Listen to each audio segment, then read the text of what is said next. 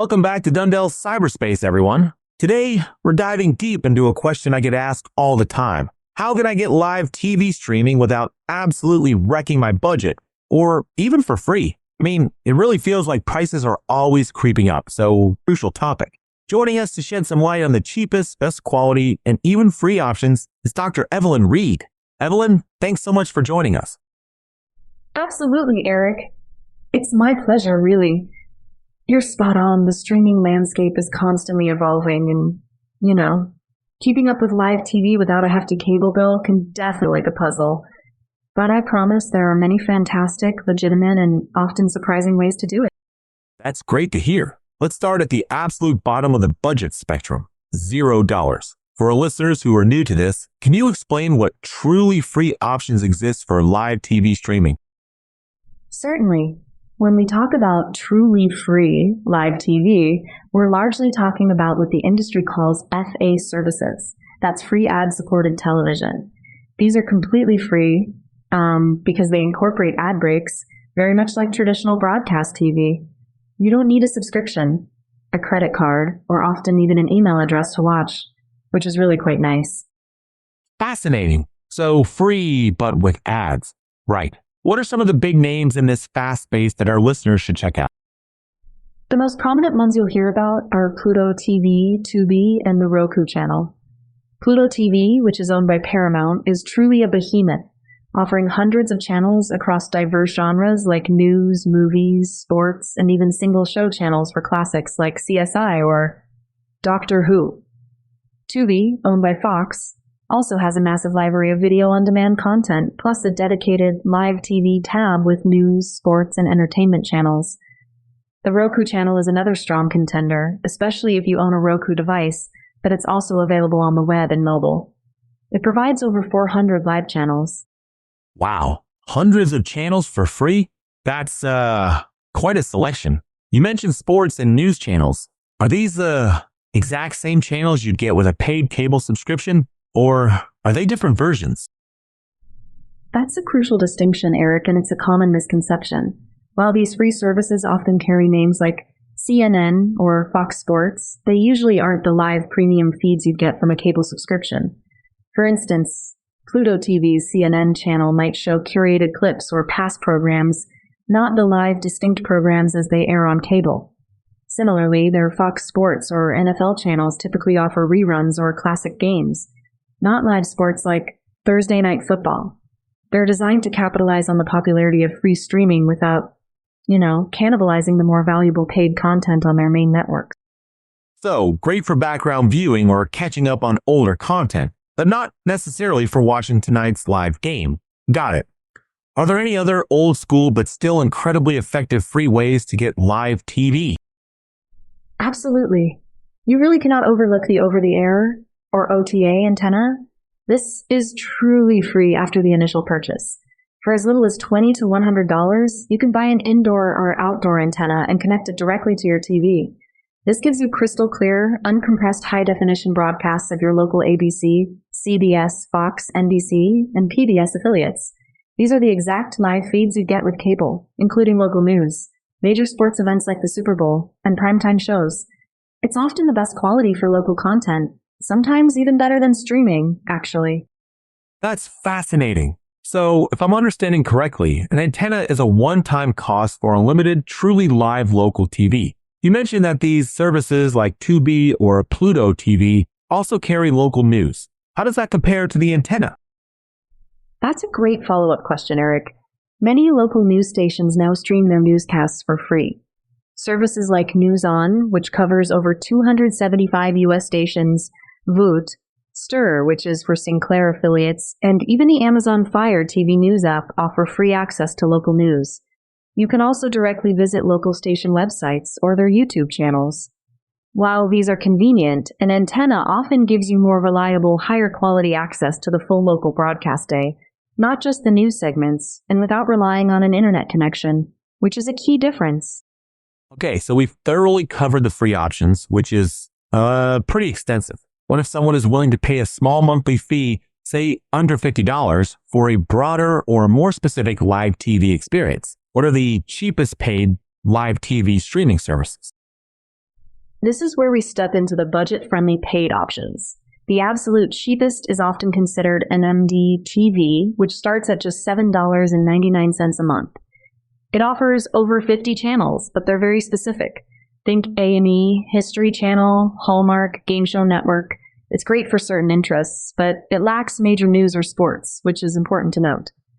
Their basic plan is also in standard definition, so for high definition, it's $1 or $2 more. $7.99 is incredibly cheap. What's the next step up from Fern Lee for a slightly more diverse lineup? That would typically be Fellow, priced at $28 a month for new subscribers. Philo is super affordable because it intentionally omits those expensive major sports and news channels like ESPN, Fox, or CNN. Instead, you get a good range of lifestyle, entertainment, and reality channels like AMC, Comedy Central, Lifetime, and now it includes unlimited cloud digital video recorder storage. It's fantastic if those expensive channels aren't your priority, you know? So, Philo is for those who explicitly do not need sports or major news. Got it? What about a budget option that does include some sports or local networks? That brings us to Sling TV. It's often considered the best of the budget services and is highly customizable. Sling TV Blue, for example, is around $46 a month, and it offers over 40 channels, including a focus on Fox and Discovery Networks. It also includes local ABC, NBC, and Fox channels in select major metro areas, so you need to check your zip code for availability. Sling Orange, for the same price, is more ESPN and Disney focused. You can combine both for around $61 a month.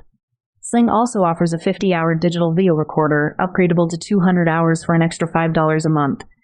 It's flexible and often has great introductory deals like half off your first month, which is always a bonus. Right, so Sling seems like a great compromise for balancing cost and channel selection. What about the quality on these cheaper paid services? Is it generally high definition? Yes, generally these services offer high definition quality. Philo supports up to 1080p, and Sling streams in high definition. The key difference is often the range of channels and premium features rather than raw video quality for the channels they do carry. All right, so we've covered free and the cheapest paid. Now, for listeners who want the best quality or the most comprehensive cable-like experience with a wide array of channels, including all the major sports and news, what are those top tier options and what do they cost? If you're looking for that full, robust cable replacement experience, the price point jumps significantly, often into the $80 or more per month range. The two big players here are YouTube TV and Hulu Plus Live TV. As of early 2025, both are priced around $83 a month. So, identical price points for the two major players. What differentiates them? Good question, Eric. YouTube TV is known for its excellent channel selection, usually over 100 channels, a very user-friendly interface, and arguably the best cloud digital video recorder in the business. It offers unlimited storage for up to 9 months. It's also the exclusive home for NFL Sunday Ticket through the 2000 to 2030 season, which is a huge draw for football fans willing to pay for that add-on. They also uniquely offer surround sound on live broadcasts.